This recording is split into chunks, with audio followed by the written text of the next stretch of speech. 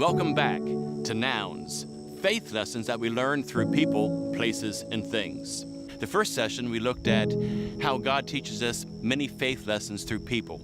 And I happen to lift up my mom as one through whom I've learned many lessons. We looked at that session around the context of mercy and judgment. And in particular, we looked at James chapter 2, verse 13, where that verse reminds us that mercy triumphs over judgment. Today we focus on places. And I come to you from Bigham Ridge. Before it was Bigham Ridge, it was Bigham Farm. Mr. and Mrs. Bigham had a farm here, and they had cattle grazing in this pasture. Stories have it that Mr. Bigham enjoyed stocking one of the ponds with fish. But the day came when the Bigham family sold the farm, and now it's a residential community. For me, it goes a little further than that. It's more than a neighborhood. It's a place that I consider home. I always define home as a place where my heart is at, a place where I kind of set up shop. It's a place where I receive mail through the United States Postal Service. And I started to count how many places I've called home in my life, and I came up with 19 different places where I've had my heart nestled within. Let's take a moment now around the tables and have a discussion. We won't spend too much time on it, but how many places have you called home? Home is where your heart's at. How many places have you received U.S. mail? And we'll come right back.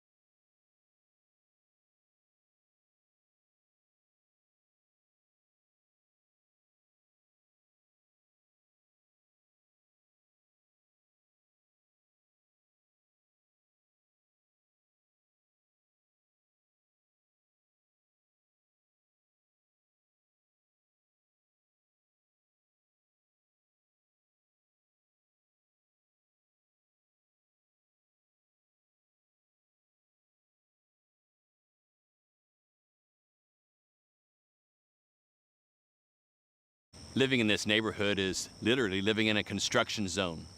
Already 90 families have made it their home, and there's another 50 families that are either picking out lots or floor plans and starting the building process. So when you live in a construction zone, you soon learn the routine of new construction. If I'm out about walking in the neighborhood, first thing I see on an empty lot are those sticks with the pink ribbons. And soon after I see the pink ribbons, within a day or two, I know a great big truck will come and dump a big load of stone on that lot. And right after the stone is dropped, then the big bulldozer or whatever comes in and digs a hole. They pour the foundation. When that foundation concrete dries, they'll put steel beams across it. Upon those beams, they start framing up the building. And then the roof goes on and the shingles. Somebody else comes around and puts in the doors and windows of the house, and it's all buttoned up.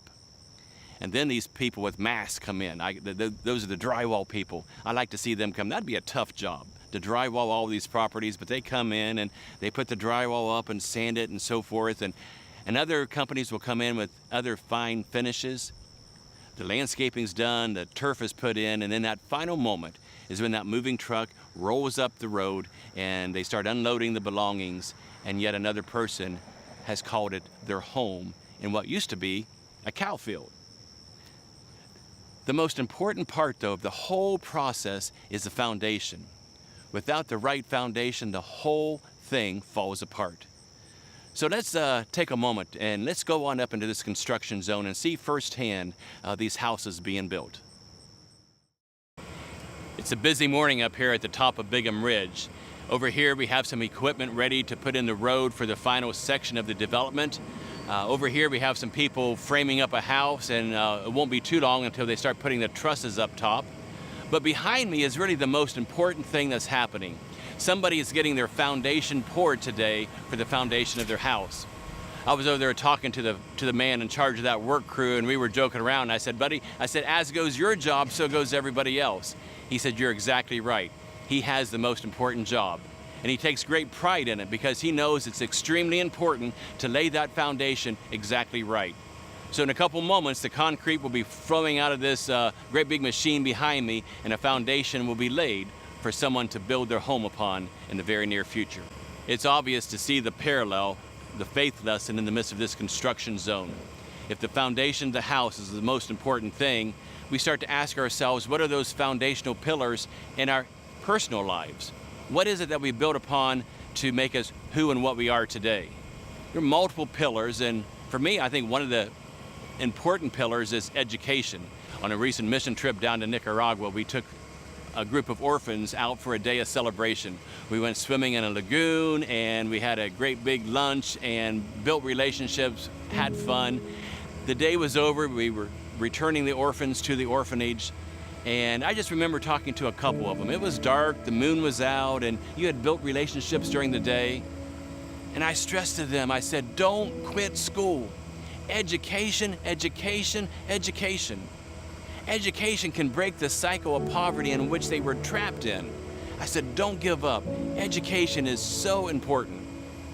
And there's other things that are important too. We could call our family and friends one of the pillars upon which we build. Family and friends give purpose to our living. Interest, hobbies, list goes on. I take a moment around the tables now and share with one another, what are those foundational pillars upon which you build your life?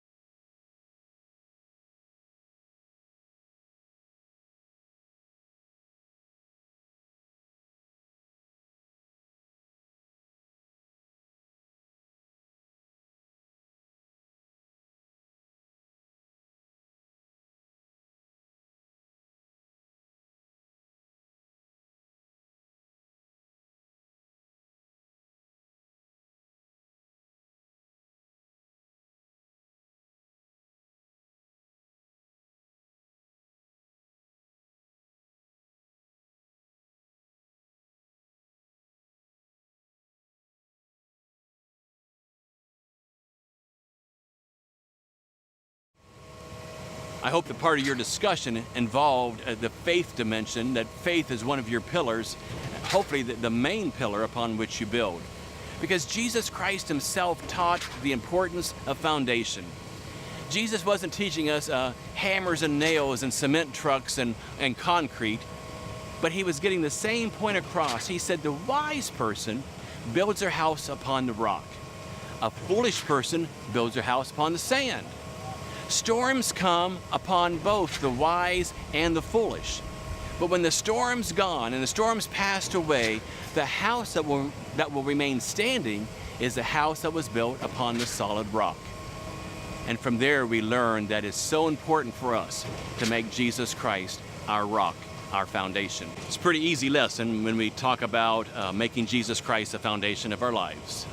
Easy, but still a challenge, something we strive on our whole lives. But I want to push it a little further today. Let's take it a little deeper and ask ourselves, all right, it's important to have Jesus Christ as our foundation, but do we have the moral obligation, the Christian responsibility to help lay a foundation for someone else? In other words, is it our job to go dig somebody else's footer? You know, some people will say, hey, it's their life, their responsibility. Or is it our responsibility? You know, I was reading the book of Romans, and Paul says, let me tell you my ambition. My ambition is to tell others about the good news.